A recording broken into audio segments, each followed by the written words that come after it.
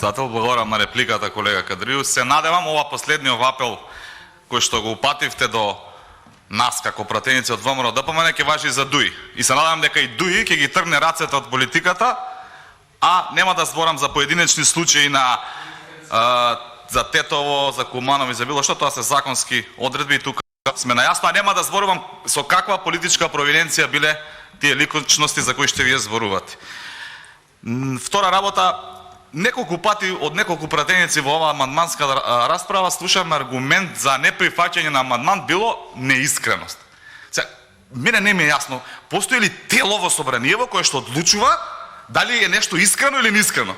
Па тоа е ваше субјективно мислење. Сега мислите дали е искрено или неискрено, тотално небитно е. Битно е дали ќе прифатите амандман или нема да го прифатите. Што има врска, што ќе има бенефит полицаецот ако е искрен или неискрен некој амандман. Не можам да таа логика како оправдување. Еве, убав е амандманот, треба да се зголемат платите, ама бидејќи ви е неискрен, нема да го гласаме.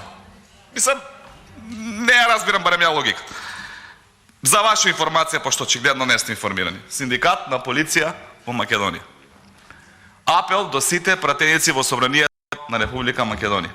Без разлика кој го има поднесено амандманот, зашто и јас се исклучив, приклучете се вие, нека биде од ДУИ. Барем еднаш обединете се и покажете и поддржете покачување на платите во полицијата. Покажете и дека и сега полицијата ви е потребна. Затоа, почитувани пратеници, дадете поддршка на овој амандман и допринесете за покачување на платите во полицијата за 10%, иако сметаме дека и тоа е малку. Во делот дека е синдикално барање. Референцирайте се на невладините од ВАКО, беа делот на амандманите за животна средина.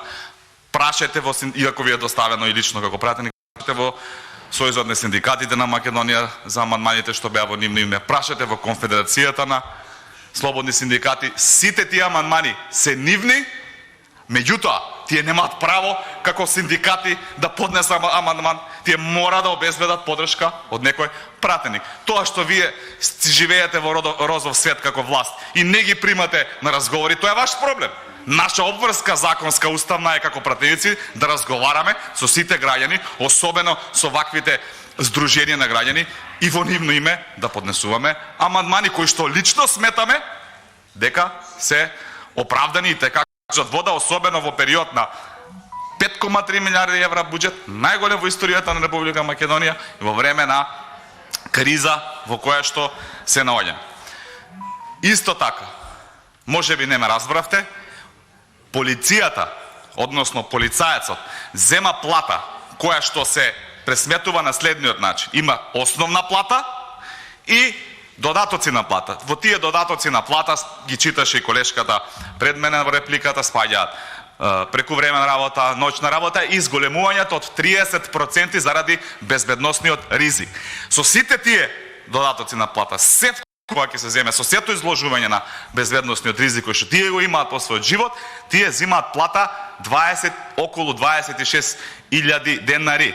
Зборувам без стаж, доколку има поголем стаж, таа плата ќе се зголеми за 0,5% за изминат година стаж. Значи зборуваме дека ја земаат плата вкупно со оние додатоци 26.000.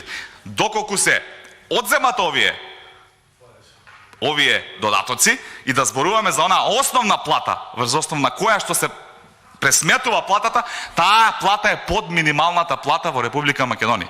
И со ова зголемување пак ќе биде под минималната, меѓутоа ќе добијат колку толку голем приход во време на криза, во време на енормно поскапување, да им помогнеме на овие наши пријатели, сограѓани, луѓе кои што работат во полицијата. Тоа е интенцијата на овој амандман и јас не можам да разберам дека оправдување да не се гласа еден ваков амандман може да биде искрено или неискрено, затоа што друго оправдување не слушнам. Сите беа за, требало да се зголемат платите, тоа било добро, и се слагаме сите за тој дел. Што ме така? Ајде да обезбедиме пари. Тоа не значи по автоматизам дека веднаш ќе им се зголемат. Тоа значи законски измени после тоа кои што ќе се базираат во основа на оваа ставка, ќе овозможи флексибилност во законот да се пресметат поголеми плати, се зголеми бодот, да се пресметат онака како што наложува законот. Во делот на департизацијата, се слагам со вас како што вие рековте, еве да почнеме од некаде, Јас предлагам веднаш министерот за внатрешни работи да излезе на пресконференција и со име и презиме да ги објави сите членови на СДСМ кои што беа присутни на трибините на СДСМ по градовите изминатиот период, кои што се фотографираа, кои што гордо го објавуваат тоа на социјалните мрежи, да им покрене дисциплинска постапка и пред тоа ќе покаже како министер за внатрешни работи дека е неселективен, дека го спроведува законот и тогаш ќе добијат и пофални зборови од нашите европски пријатели дека навистина се бориме за департизација на полицијата. Се друго се само флоскули. Додека ги јас гледам тие луѓе кои што секојдневно вршат терор врз неистомислениците во Министерството за внатрешни работи, како гордо се сликаат на трибини на СДСМ, гордо тоа го објавуваат на социјалните мрежи, извинете, ама не може да се сложам дека се работи на департизација на полицијата. Ви благодарам.